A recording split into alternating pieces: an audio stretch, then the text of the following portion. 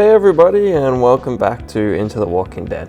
I know this video took a while, but I've been pretty busy lately, and honestly, I wasn't quite sure how to tackle this video. After rewatching the entire season, I was torn between doing a review of the whole season, or just a review of the finale. But with The Walking Dead close to returning and trying to find the most efficient way possible to use my time, I decided to mostly just review the finale here, but I will be sprinkling my overall thoughts on the season throughout the video and at the end, as a sort of brief overview. As a side note, I am also planning to do a World Beyond Season 1 review before the second season comes out, and I hope to get out consistent reviews for each show as they return at the end of this year. It's about to be a big end of the year for the Walking Dead universe, and god damn it, I want to be able to talk about it. It's a very exciting time. I also hope to do a big retrospective series of videos on the entirety of the Walking Dead show, covering all 11 seasons, exploring every episode, as well as the production behind it all just to really celebrate the show's history as it comes to a close. And when Fear ends one day too, whenever that is, I'll do the same, which I'm sure will be heaps of fun and take up way too many hours of editing. Anyway, onto the review. Today we're talking about Fear the Walking Dead Season 6, Episode 16, The Beginning. I found this episode, like the season as a whole, to be largely mixed, with elements I really liked and others that rather soured the experience. Right off the bat, there is a decent sense of urgency in the rush all our characters have to escape the warheads. The structure of following each little group was equally solid, yet the setup of how they got separated doesn't make any sense, because, well, there is no setup. Rachel and her baby were with the group last episode, but now for some reason the episode opens with her without the group. They just let her go off alone?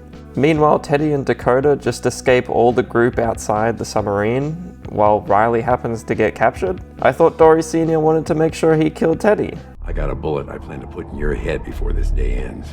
Why would he leave? Why is everyone going in such different directions? Making a big deal of all our characters coming together progressively throughout the season, only for them to suddenly scatter everywhere off screen at the end with no explanation, is just lazy and unsatisfying storytelling. It makes the group's dynamic feel flimsy, and it was clearly only done so that the next season can have the same anthology-esque structure as this season. Unfortunately, this also makes moments like Rachel dying rather frustrating, because we know we were never given a plausible reason as to why she's in this situation in the first place. We're just thinking about how horrible our group is for letting a woman and her baby go off alone to fend for themselves. I thought they wanted to help people. It'd be at least somewhat interesting if they decided to explore how selfish people become in such tense moments, how quickly people will throw away their morals to save their own skin. But that clearly isn't the angle they're going for here, because no one even mentions Rachel. It's purely a product of contrived writing. The various title cards with the different quotes throughout the episode also felt rather pointless to me. However, I for once actually liked the title sequence. While the visuals of the title sequence definitely improved this season, the theme song has remained the same cheesy western music since season 4, which can just totally be at odds with the tone. Like in episode 8, The Door, where the episode opens with a very real and raw emotional moment of John contemplating suicide, seemingly establishing a really tragic atmosphere and tone for the episode. Then we just cut to this music.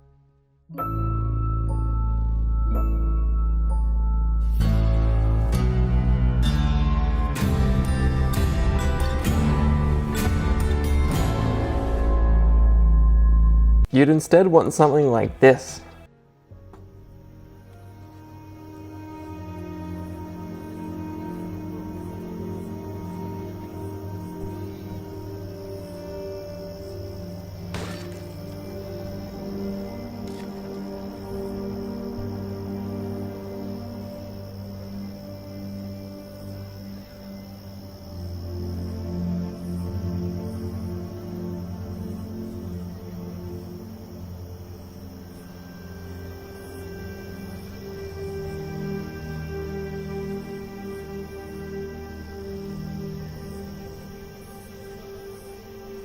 Other times they tried to do slightly different renditions of the music this season, but some of them are just plain awful. I actually thought my TV's audio was malfunctioning when I first heard this.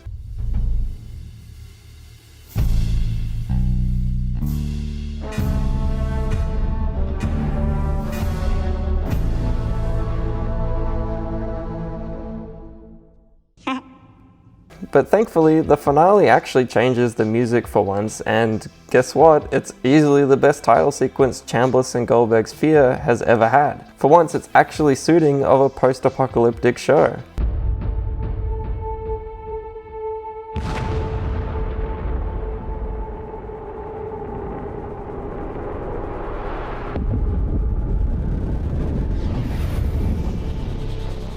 The fact that they were willing to change the theme music here only makes me wish they did it for the rest of the season.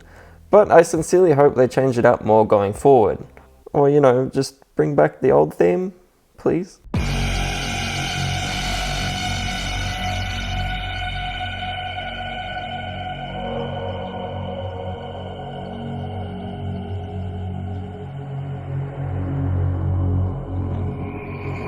One of the standout moments of the episode that honestly made me chuckle with joy is when Daniel showed his old, skilled self and how he so quickly picked and dispatched the traitor amongst them, Rolly. Daniel is back, baby! I told you. I'd be your guardian angel.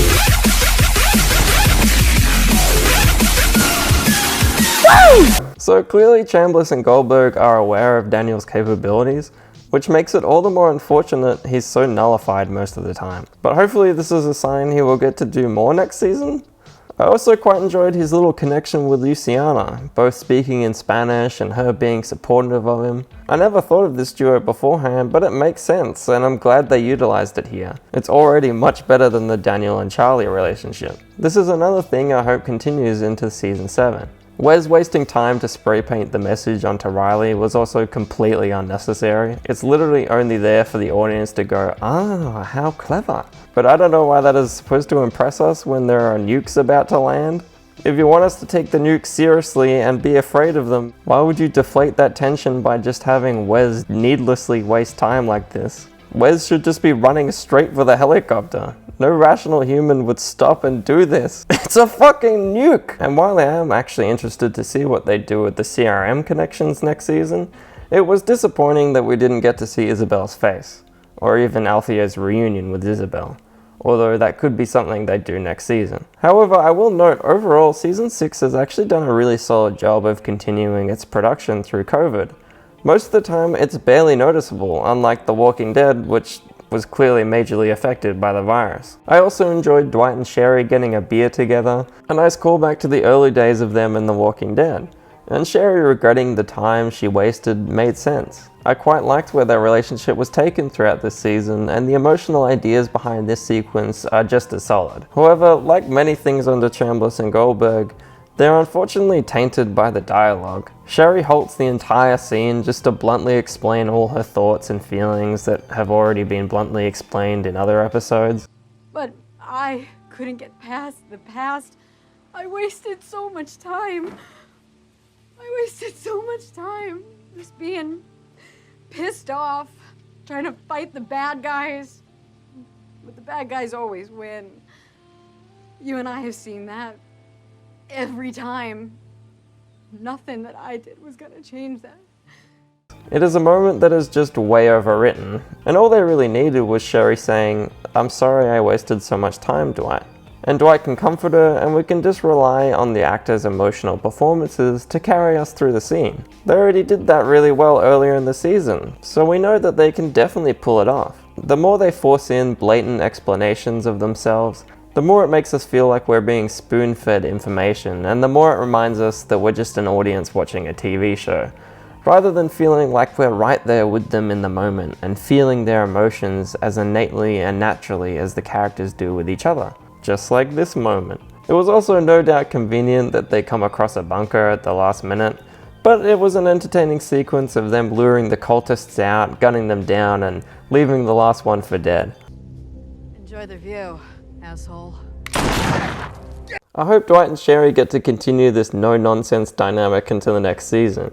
That could be a really fun and natural next step to take their relationship. However, this does feel kind of at odds with the themes and messages Chambliss and Goldberg usually try and convey. One moment we're supposed to think it's good that despicable, monstrous people are spared and forgiven, And then other times we're supposed to cheer that someone we barely even know is getting bullets blown into their legs. And don't get me wrong, this guy deserved it. I enjoyed this scene. It's really the lazy forgiveness and ill thought out pacifist themes that are what don't work a lot of the time. And that brings us to the worst sequence in the episode, and one of the worst in the entire season. As always, I enjoyed John Glover's performance as Teddy, and his affection for Dakota definitely became rather effectively creepy in this episode. And while I thought his and Dakota's deaths were pretty solid, particularly the haunting visual of Dakota's charred corpse, the rest of this sequence fell entirely flat for me. Suddenly, out of nowhere, Dory Sr. and June are perfectly willing and happy to forgive Dakota and give her a second chance. Or third chance. Or fourth. Or I don't know at this point. Not only does it feel pandering, pretentious, and forced in how easily these two characters are willing to forgive her, but it also plain doesn't make logical sense for them to come to this conclusion. John was noticeably upset and angered when discovering what Dakota did to Cameron. He wanted to help her, but he didn't seem as though he was ready to flat out forgive her just yet. And this was even before she attempted to murder Strand and help fire nuclear weapons across the state. I think there's a line for when forgiveness is healthy and unhealthy. And especially when there's no prior scenes between June and Dory Sr. with Dakota, and no setup for them battling with this decision, and absolutely no regrets from Dakota over what she did. She killed someone I knew. Why? Something that had to be done. This is how he ended up with a bullet in him. This scene does not in any way sell to us that this is a healthy decision for June and Dory Sr. to make. It just makes this moment feel phony and fake. I forgive you. I forgive you too. Dory Sr. won't forgive Teddy for murdering people he didn't know in the past, but now he will happily forgive Dakota, who murdered multiple people including his own son, and just helped fire nuclear weapons, no doubt killing countless more people? And I guess June thinks it was wrong to kill Virginia now, even though she never seemed particularly troubled by it, so why would it be any different to kill Dakota? After I lost John, I lost what he believed. But I found it again. So can you.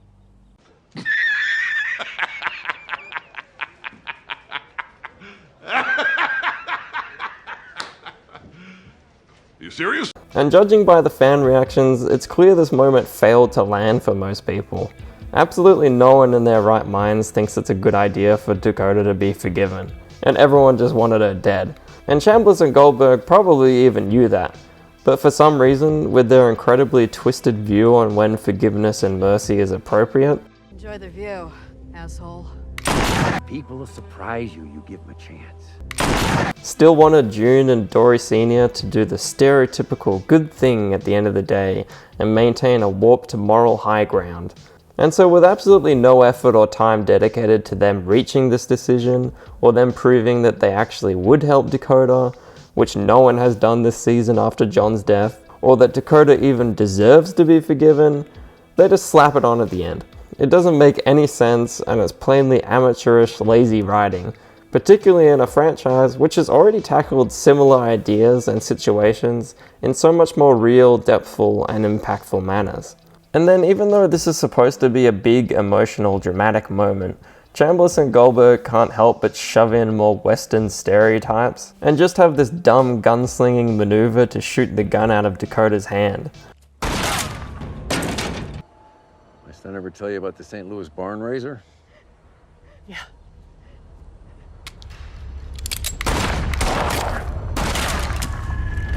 I mean, despite this feeling completely at odds with the established tone of the scene, what kind of fantasy cowboy world are we in now where people are doing trick shots and shooting guns out of people's hands? Chambliss and Goldberg, to me, are like two 10-year-old boys who just really, really love cowboys.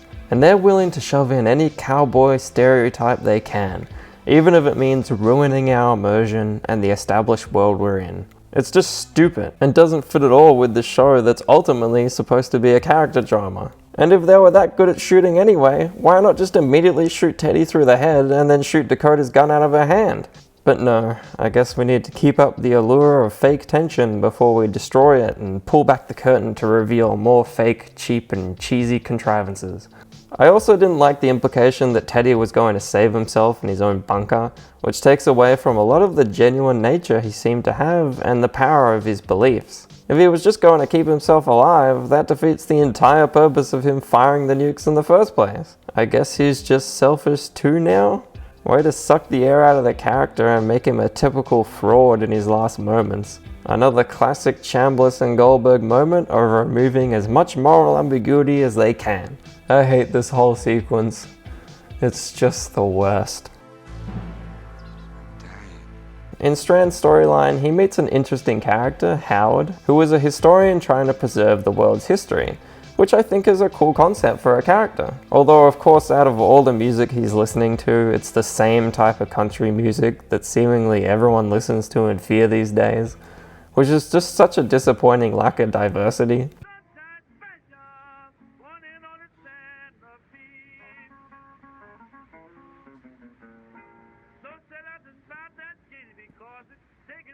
Goddamn cowboy western crap everywhere. However, Strand pretending he is Morgan in his final moments is also an interesting and neat way of showing how he wishes he was more like him. He wants to be the good guy, praised by everyone.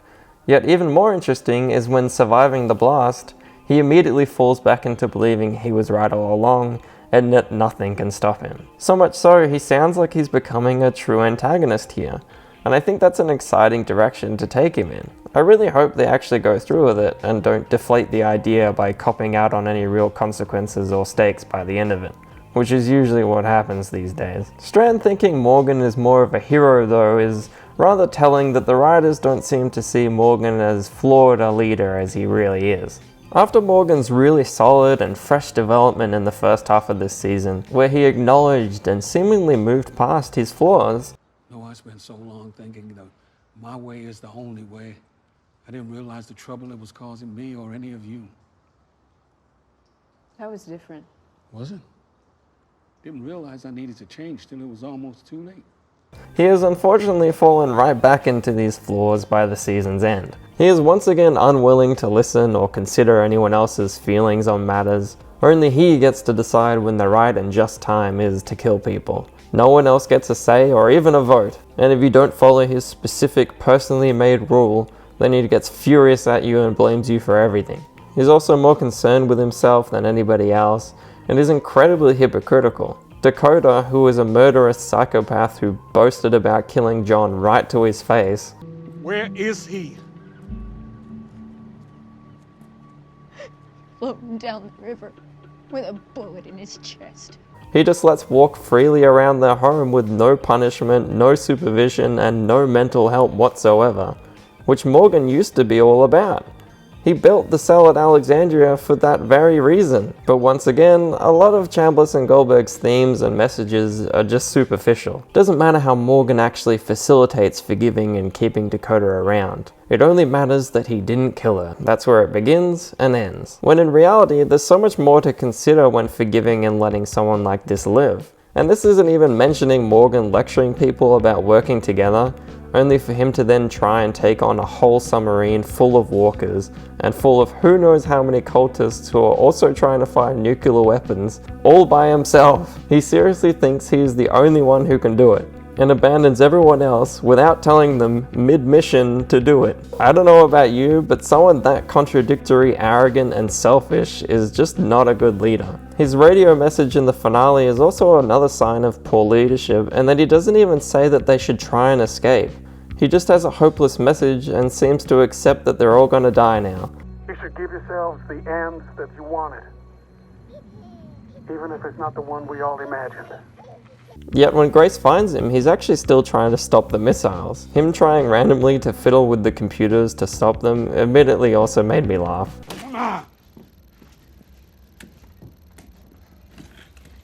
I'm sorry, Morgan, I don't think that's gonna work. However, his apology to Grace and them deciding to kill themselves was a pretty effective moment. Him torturing himself over believing he could have been a father again was an effectively emotional outcome for him. I hope his apologies are a sign that he moves away from leadership from here on out, because I seriously think that's what he needs in order to grow and change for the better. There's a really small but wonderful moment in episode 7, Damage from the Inside, where Morgan is going to hand Dakota over to Virginia in exchange for Grace and the others held captive. He doesn't feel good about it, but because of this leadership role he's been given, he's so fixated on believing he is the only one to get everyone back, and the only one to make the hard decisions, that he feels there's no other way. However, when Alicia argues against this decision and forces his hand to try another plan, there's a little moment where he just smiles. Dakota is welcome. You all are.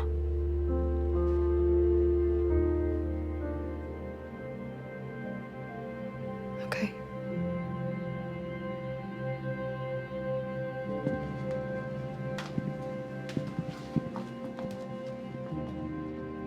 Okay. He's relieved. For the first time in so long, Morgan was lifted of the burden of leadership. After so long of this leadership position pulling him back and forth in mental stability, making him hypocritical and arrogant, and making his development a complete mess. After all that, someone else made the call for once. Someone allowed Morgan to step away from the position that simply doesn't suit him and allowed him to have some peace. And right there, in this moment, even if only fleeting, is when the true Morgan came out again. And I hope he comes back soon, because I really sincerely miss him. Him having a child to look after in the next season may be a good way we can finally see that happen. But of course, only time will tell. However, Rachel dying and finding Morgan really highlights how her whole purpose as a character was always just to give birth to a baby, die, and then give the baby to Morgan. Which to me feels a little off and even disturbing, considering she was basically sidelined the whole season and given no worthwhile characterization or development. She was basically just a plot device for Morgan to have a child and was purely made to suffer. If they actually put more effort into making her feel like a part of the group and a real character, I would have bought this as a legitimate and emotional turn in the story. But clearly that's not what they cared about. All that mattered was that she died and Morgan got a baby. Which is honestly a little morally questionable to me. And I'm more inclined to bring this up because so frequently do these writers get on their own pretentious high horse and proclaim the stupidest things with absolutely no shame. If you're going to so blatantly and lazily pander to us, how about don't make characters two-dimensional cardboard cutouts whose entire purpose is to die horribly and give someone else happiness? Also, even though she's sadly not in this episode, I'll give a quick shout out to Alicia for having the most consistent character development throughout the season and easily being the most level-headed and capable character of the cast. She by all rights should be the lead of this show. Also, she doesn't put up with anyone's shit and her dry sarcasm is just great. We'll put you down, bury you. Oh, thank you. What happened to making things right? I've been waiting a long time to get a fresh start. Thought it was going to be with you and Morgan, but looks like it's going to have to be with him. What a surprise. She's the only one that treats Dakota the way she deserves. I never had that. No one ever gave me anything to believe in. That's not true. I tried. And you threw it away just like they did. That's what I'm talking about! Then, regarding the nuclear weapons, when they finally hit, you'd expect an absolute massacre, right? A truly horrifying, haunting doomsday event, hopelessly wiping out countless characters, and truly putting the fear in Fear the Walking Dead. However, of course, that's not the case. It's incredibly disappointing and plain underwhelming that just about all of the core group managed to coincidentally be outside the radius of the blast or find shelter at the last minute. Not even the window smash in the building Strand is in, despite the whole building shaking, and somehow Morgan survives by hiding under a truck. Why didn't you just hide in the submarine? And I won't be surprised if no one has radiation poisoning next season, despite them all being so close to the blasts. It just felt cheap that they survived so easily and luckily, especially considering that this has been built towards for the entire season. And this just reveals what the nukes ultimately are, a MacGuffin to contrive everyone into an anthology structure again. Yet they can't even do that right because, like I mentioned, they actually skip over the part where the nukes separate everybody, the whole purpose of the nukes. For as visually cool as it is and a unique turn in the Walking Dead universe, this was a sadly wasted opportunity to really shake things up and kill off a lot of characters. Overall, I'm giving this episode a 7 out of 10, just like I would give the season overall. There were some greatly entertaining and strong developments for characters, particularly in the first half of the season. There was some better visuals, solid action and gore, plenty of neat ideas explored throughout, and we even got Chambliss and Goldberg's best episode yet, The Key, which I think is really the only episode that can stand alongside any of The Walking Dead and Fear's first 3 seasons. While there was a lot of stuff I liked and enjoyed here, and parts I even loved, there is an equal measure of things that drag this season down to a lower tier than The Walking Dead and Ericsson's Fear. This includes the overwritten dialogue, some rough editing and direction at times, an inconsistent tone, an overbloated and mismanaged cast which is often shoved to the side, contradictory and hypocritical themes and messages which are often pandering and superficial, and Chambliss and Goldberg's childish love for westerns being completely out of place, often taking away from the show being the mature, grounded, and dark human story that it's supposed to be, and making it feel more like a B-grade kids show at times. What is going on in here? I'm interested and excited to see where we're taken next season, but at this point, I seriously think we need a change of showrunners. For as much as this season improved, there was just as many flaws that are still prevalent and hold this show back from what it should be and once was. Once again, I'm sadly left missing Dave Ericsson's real Fear the Walking Dead. Thank you for watching, everybody. I hope you enjoyed, and I hope to have my next video out soon. Have a great day and night.